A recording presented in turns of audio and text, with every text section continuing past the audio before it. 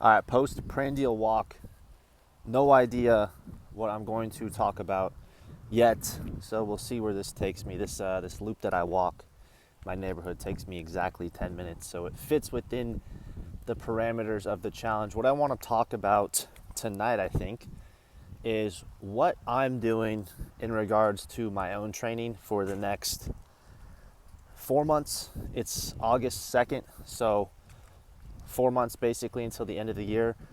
For some context, played college football, trained like an athlete because why not? And as a byproduct of that, have a pretty decent physique. So I'm a huge proponent of training for capability and not just training to look good, training to be capable of doing something, whether that be sprinting, jumping, just playing pickup basketball. For me, I use training as a way, number one, to prove to myself who I am. But then number two, it allows me to do things that a lot of people can't do. It allows me to go and do jujitsu. It allows me to do things like gymnastics, try to do a round off to a backflip. That's what I'm trying to do right now. It just gives me the freedom. It gives me the freedom to choose what I want to do physically. And that's why I'm so big on training. But what my goals are, or what my training plan is for the remainder of the year, is quite complicated. And I'm not only talking about working out. So when I think of training, I think of just physical activity in general.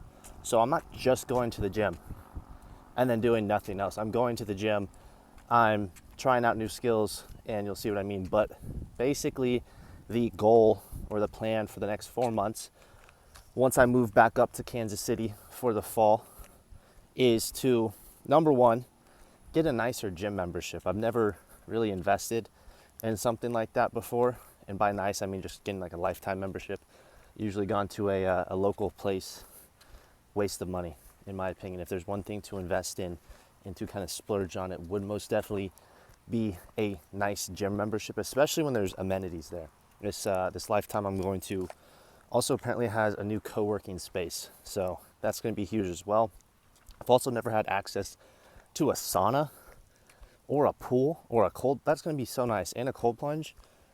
I'm hyped just thinking about it. But the plan going forward as far as training is I kind of transitioned into a high-low split for a little bit. But ultimately, what I kind of settled on is my upper-lower split is a high-low split.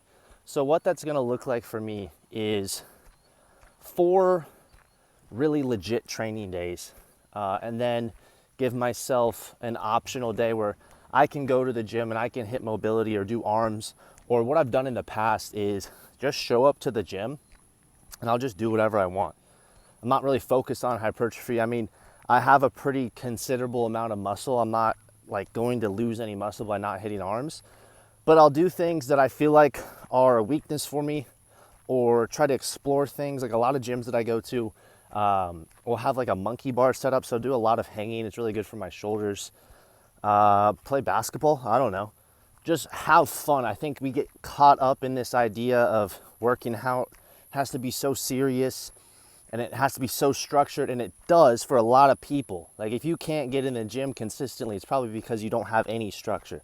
It's a bell curve. Once you graduate and you become anything more than a novice in the gym, you can get away with having at least like one day where you just go and like have fun. Just pick something to do. So that could be mobility, it could be cardio, literally whatever. They actually have a personal training, like a complimentary thing where they pair you with a personal trainer and they take you through like a 50-minute workout or something. I'm actually planning on doing that, and God, I feel bad for that person because I'm going to put them through the ringer. That's going to be hilarious. But the plan for the workout split is 2 upper body days per week, 2 lower body days per week. On the lower body days, I'm sprinting. An acceleration focused day with some curve sprints, some jumps, and then a track day where I'm just trying to run as fast as I possibly can. And then both upper body days will have cardio, 1 bike day, 1 track day, which is really just like a mile prep. So 200-meter repeats, 400-meter repeats, 800s, trying to decrease that mile time as much as possible and I'll get to why in a second. And then optional day where I do whatever I want. I might even throw a swim in there one of those days. That optional day might consist of a swim and like an arm pump or something, because I kind of have goals of doing a triathlon or an Ironman at some point. Heavy on the Ironman, probably not a triathlon. I don't really know the difference. I know Ironman's like more legit, but definitely want to do that. So I need to improve my aquatic ability. But that's the gym part. Outside of the gym, outside of the lifting, the sprinting, the cardio, I'm going to have one day per week, Sundays, that I will be, or I'll try to make those a day for me to play golf. I've never played a lot of golf in my life, and I've realized that it's actually really fun. I actually broke 100 for the first time today. I actually broke 90 for the first time today. I broke 100 and broke 90 for the first time on the same day. And some of my drives rolled out to like 360, so that kind of stroked the ego a little bit. I think I was averaging like a 275, 280 carry. So gonna play golf once a week. Good recovery activity. And then on top of that, I will also be going a lot more in depth with combat sports. I mean, given that the brand that I'm building, the philosophy that I promote is hard to kill, not being able to fight doesn't really make sense.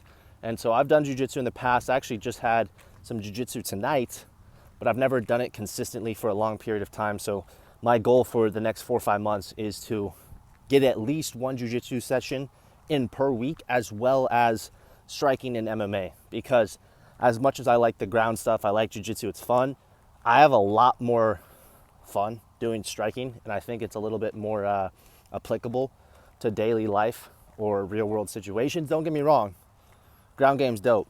Being able to put someone in a guillotine, control them, that's great. But I have zero experience with striking. That's something I really want to work on. Maybe even like Muay Thai at some point in the future. But I'm planning on, at minimum, having one day per week that's jiu-jitsu, no gi, and then one day that's striking, minimum. So 2 days per week of combat sports, 4 days per week for sure of weightlifting, one optional day, which we both know it's not going to be optional. I'm going to be in there. And then a day where I'm golfing. And then that leaves basically one day where I'm doing like absolutely nothing.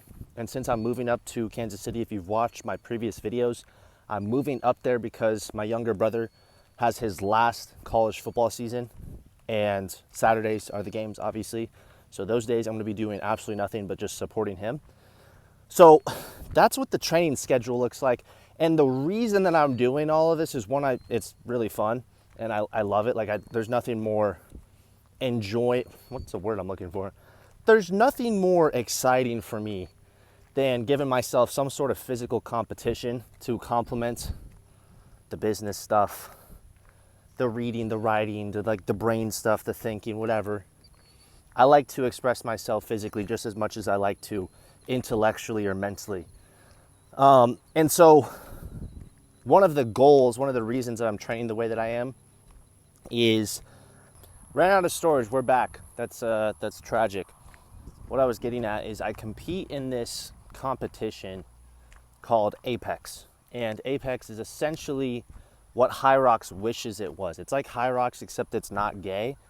And it's more of an athleticism event. If you don't know what it is, there's multiple events. Number 1, 40-yard dash. Number 2, it's like a reverse medicine ball throw. Number 3, we have the broad jump. And then we have an approach vertical jump on like the Vertec, similar to what they do for like the NBA Combine. And then you have the strength, which is reps of 225 on bench.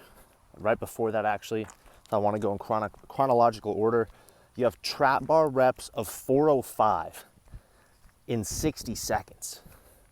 That shit sucks, let me tell you. And then you finish it off with a max effort mile. So I competed in my first Apex in April in Austin, and I placed 11th out of 62 people, I believe.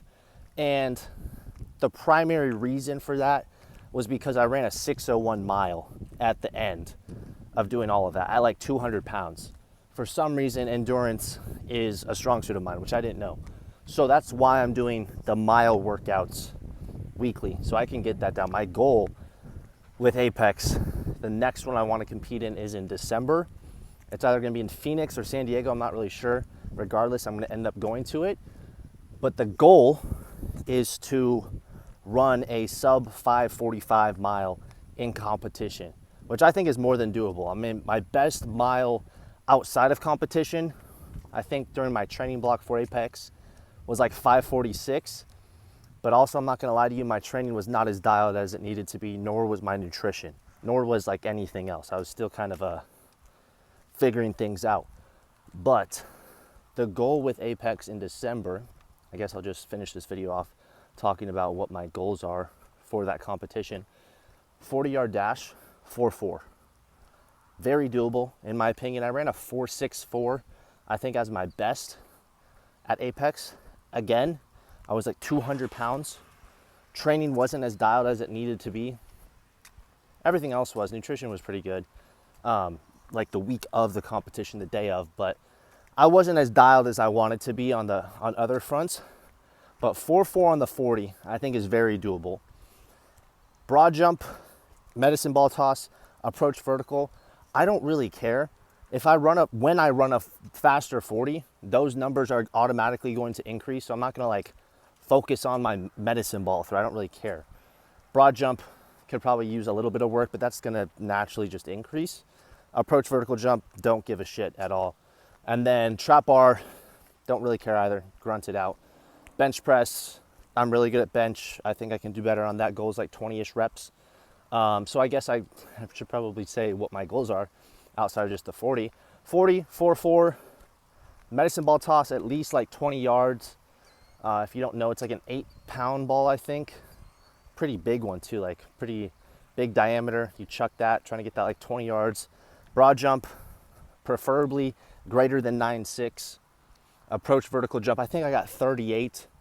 But if we're being real, the way Apex measures the vertical jump is kind of cooked. Like at the combine, they measure it where your arm or your shoulder is not depressed. At Apex, they measure it where it's elevated as much as possible. So it kind of skews the results. So did I actually do a 38-inch approach vertical jump? Absolutely not. I don't have hops like that. That's like my biggest physical weakness. Trap bar, I think I got 24 reps. I'd like to get like 32. Bench press, like I said, like to get 20 reps of that on bench. And then mile, sub 5:45 would be sick. And that, I think I did the calculation. If I hit those numbers or around those numbers, that would have gotten me like second place. That'd podium me for sure. There's some freaks out there, by the way. And the way that it works is the 40 and the mile are the things that matter the most. Thankfully, my mile is really, really damn good. So if I can get my 40 to match my mile, we're gonna be in a good position. That's all I got. That was my postprandial walk sesh. My digestion has kicked in, and yeah, I think I'm gonna end this video here. If you watched this far, thank you. Shout out you. God bless.